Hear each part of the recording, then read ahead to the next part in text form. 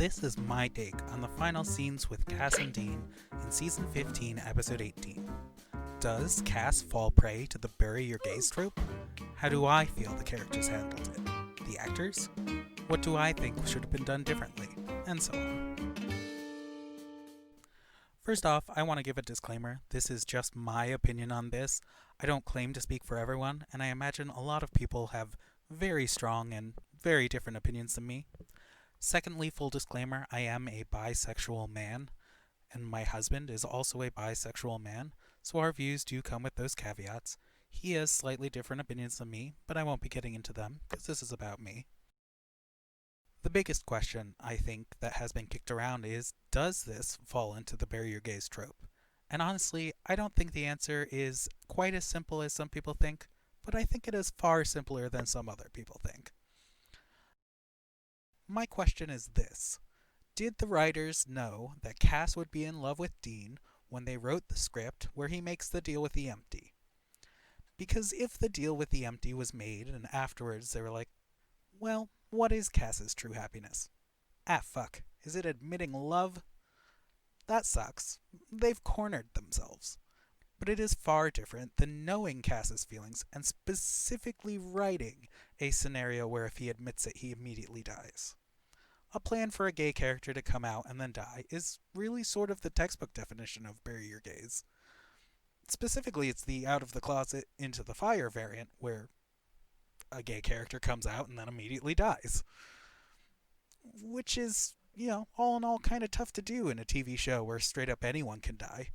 It especially reads poorly after Kaya dies as soon as Claire develops a reciprocated crush on her.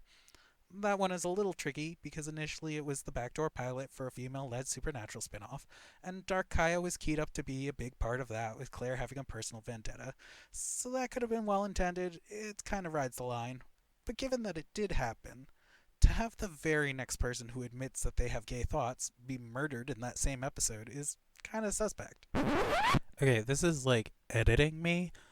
I realized that they did manage to get Kaya out of the dark place and bring her back, but I kind of think that was sort of a crap we fucked up kind of a move, and I don't really think that it negates the fact that they did the trope in the first place, because I fully think that they went in with the intention of sort of you loved her, you lost her kind of a deal, and I think that it kind of still hits the same. So, I'm back to it.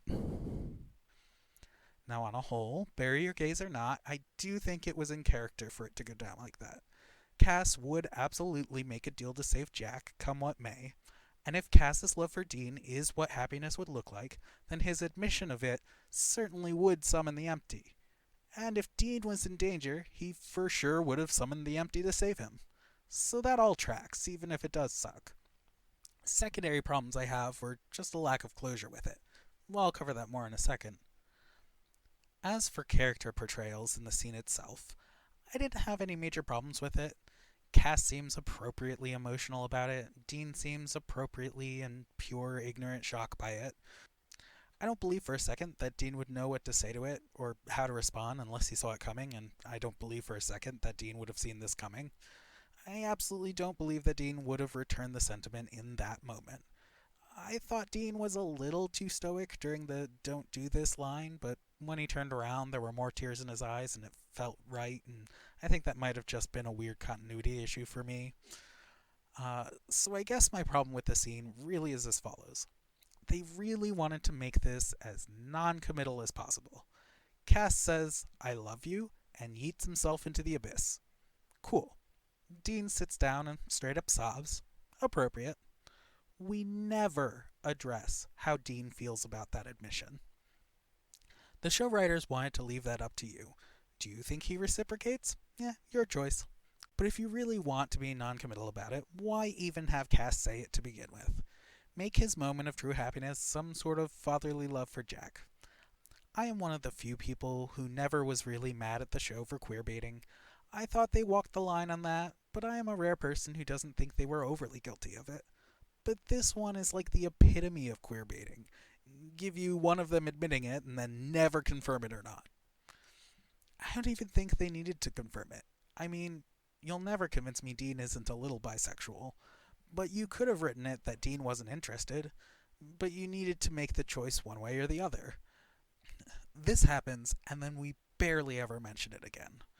Next episode, Dean tells them that Cass died for him. No details. I didn't expect any. He says sorry kid to Jack. He mentions restoring Cass to God briefly. And then they settle in the bunker, and I thought Dean was going to open up to Sam like they always do in the kitchen.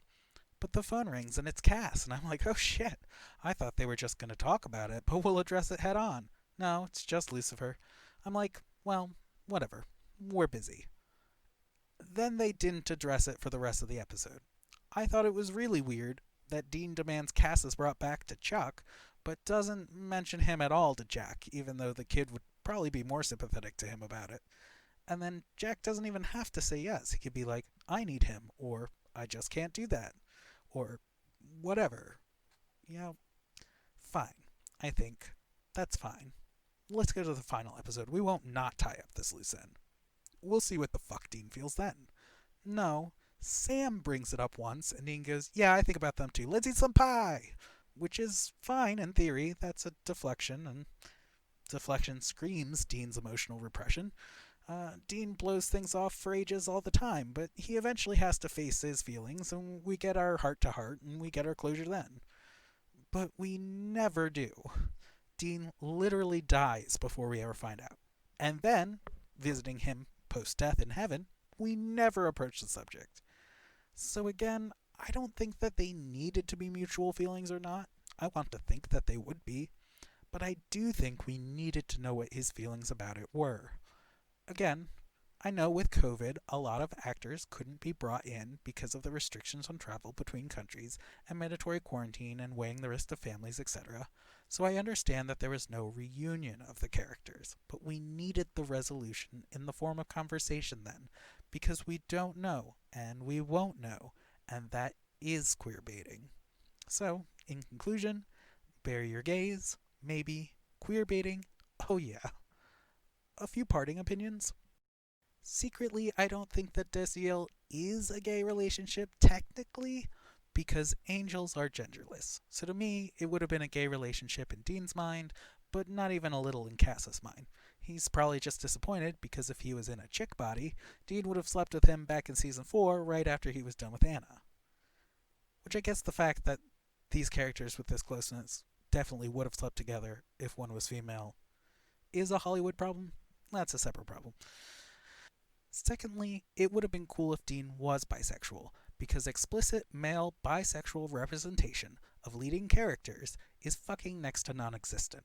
And representation of someone who thinks they are straight until adulthood and then finds out that they're bisexual is even rarer, and I think a very important thing.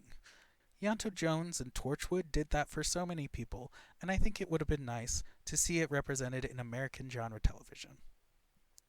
Third, I personally think there was probably reciprocated romantic interest in both of them, but I never got the vibe that there would be sexual interest in both of them. But that's a distinction I don't think most of the world is willing to make in any sexual orientation relationships in television, or for that matter, in real life. Anyways, those are my opinions. Thanks for listening. If you're interested in hearing me talk more about my opinions, then you should subscribe. I'm currently gearing up to be excited for my next milestone of 20 subscribers. If you appreciated my opinions, please give me a like, and if you hate every word that comes out of my mouth, please smack that dislike. See you next time I have an opinion about a thing.